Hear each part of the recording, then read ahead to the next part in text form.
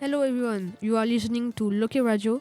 Today we try to talk about the environment. First, you need to know that we live in Audierne, a very beautiful and typical town close to the coast, with its fishermen, ferries to Ile de Saint, tourists in the summer, but like all other ports, this activity creates pollution, garbage, microplastics, but not only. Do you know what happens to boats when they are too old to be used? They are dumped in open-air graveyards next to the port, themselves polluting the surrounding ecosystems. And precisely, we interviewed a specialist on the subject who has been working on the construction of a 100% eco-friendly boat since September to protect the environment and inform the citizens of the community, so that no more towns lose their beauty because of pollution.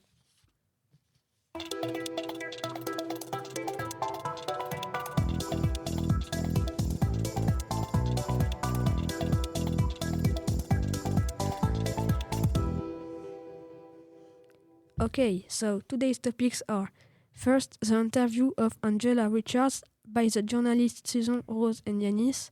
Secondly, the questions that Sasha and Paul asked to the 4th who did research on the field with Angela and analyzed them with Dr. Corina and their science teacher.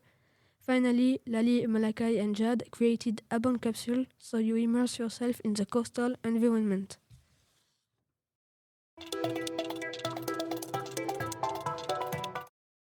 So, Susan, can you explain us your interview with Angela? I think it's you who talk with her. Yes, that's true. Me, Rose and Janice do the interview with Angela. She have a big project. Here are the questions we ask. Can you tell us about your project? Okay, so the Floating Stories Lab is a project created to hand build a Polynesian wooden catamaran to use for research, storytelling, and citizen science projects. And particularly right now, we're engaged in a project called Regenerative Tides, Sailing for Solutions, or ReTISS, which is engaging coastal communities in collecting data and mapping end-of-life boats. So we're looking at the impact, particularly on fiberglass boats that are left to rot on mooring balls, in boatyards, and in estuaries, which are the river systems across Brittany, the UK, and also in Portugal. How did the students help you? So we had the 4th, the 4th grade students from the college here help us. We did sessions that combined field work with laboratory work. So in the field, we looked at the boats and we mapped them together. They took photos and videos of the rotting boats here in the Oyster River. And we also collected pollution, so rubbish and trash that we found on the low tide.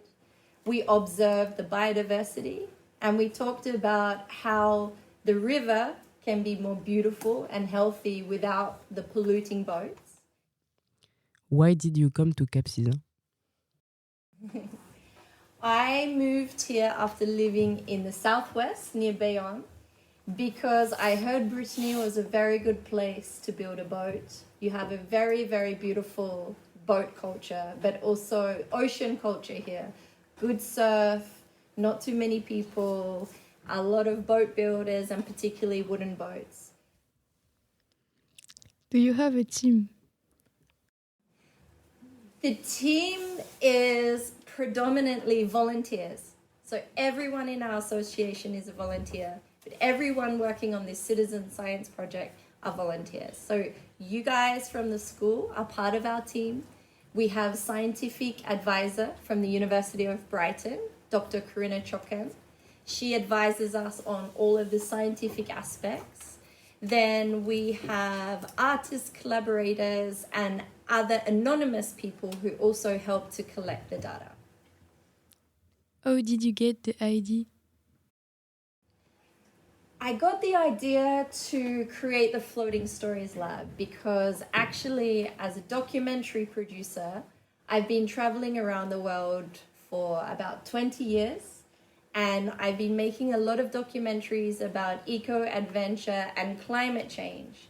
But working on these projects meant I would have to get on an airplane and fly sometimes across the other side of the world to do the project.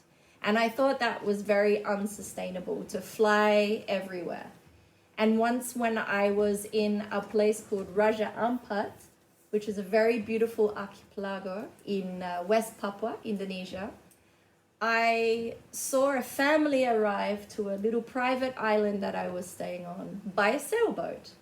And they asked for information about anchorages. And I never knew that you could sail around the world and park your boat for free at different places and access beautiful places that are otherwise very expensive or hard to get to. So I thought that a sailboat could be a very good, more minimalist, sustainable way to do my personal research and documentary and storytelling work. Do you have partner? Yeah, this particular citizen science project, we are partnered with the European Union. So they gave us a grant, a subvention to conduct this work together. We have partnered with your school. We have partnered with the University of Brighton and a collection of Science for Change citizen scientists called Impetus, who helped us with the funding through the European Union.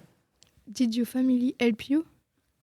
So my husband is French. He is the co-founder of our association. He's been very busy helping to build the boat. I have two sons, Hunter and Ryder. Both have been helping to collect data on end-of-life boats.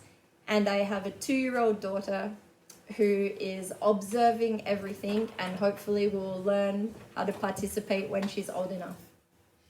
Do you have future projects?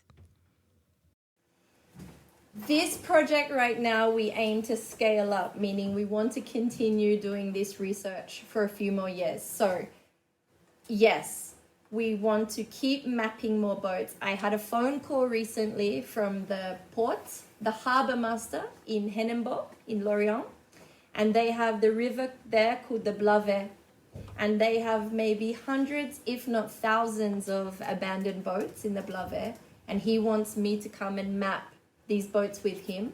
So we'll start to work in the Locquéran, and we have some very exciting residencies coming up this year. We are going to have another art and science residency, which is in partnership with the University of Brighton, and will be here in Plouhinec.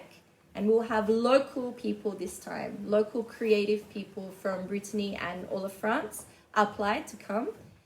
And we are also going to start studying the sediment. We're going to start looking at the microbes in the sediment with another scientist who's French but based in England. They're going to come here in April, and we're going to start to see what the microbes are doing. Do you share your adventure on social media? Yes, we do. Social media is a very important aspect of the whole project. It's how we communicate what we're doing. So we have a YouTube channel where we share the boat build, but also the citizen science work. We have website, blog. We have Instagram. We post sometimes on TikTok. What will you use the boat for? The boat is going to be a platform, a floating platform that will go around the world on a circumnavigation. So it has 2 hulls, and we will live in one hull, and in the other hull we'll be welcoming people like you, other kinds of researchers, artists, and members of the public. We're going to have expeditions, we're going to have residencies, we're going to have fun whilst we do this work, because it's important to have fun. How much did the project cost? Okay, so the boat is estimated, the cost, right? The boat is estimated to cost around 50 or 60,000 euros to build. But because we're an association, we can receive donations like secondhand materials. So we're actually looking to have a lot of the rigging donated, and this will bring the cost down. And we found a lot of the timber secondhand. So far what we've done with the Citizen Science Project and the boat build, so far everything has been moving forward for about 10,000 euros. We had a 20,000 euro grant subvention from the European Union, which is a great kickstart. And the rest we have memberships. So we charge 20 euros, 50 euros or 150 euros per year for our members. And we also take donations. So this is how we finance the project. And because everyone working, including us, are volunteers, we don't have any expensive, what we call in English, overheads to run the association. Okay, thanks y'all for all this information. So, as you can see, we have a big problem with the pollution of all these dead boats.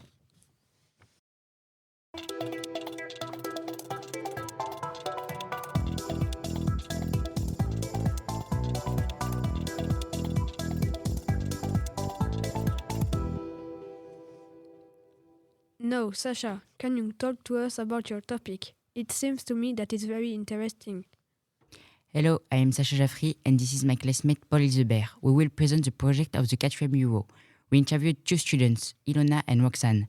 So we learned what they worked on Edge's project, Floating Lab Stories, where they collected seashells containing fiberglass on the beach in the Goyen, Plouhinec. They started in September and finished in December. They are 16 in the project. They use boots, gloves and buckets for the collection of fiberglass. They use microscopes to find the fiberglass in the sea creatures. We asked them if they liked the project and they enjoyed looking for the seashells on the beach.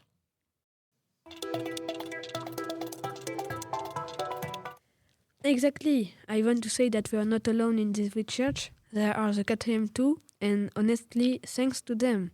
And to conclude, here is a sound capsule about their research on the field.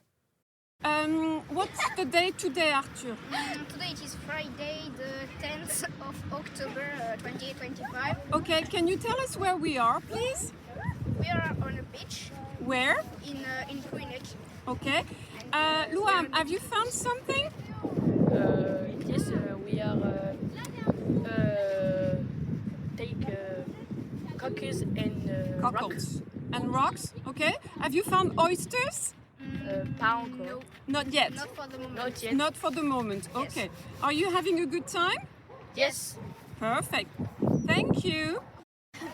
Tia and Roxanne, what have we what about the boat over there on my right? Can you describe the boat that is over there for us? It is no seaworthy Yes, very good. Oh, excellent. and he has a flake of paint Absolutely. on. And Is that a problem? yes, Can- because he take pollution. Yes, it generates pollution. Gwen, can you tell us what you're Okay, we're going to take the gates. Yes. So please, can I have a microscope slide, please?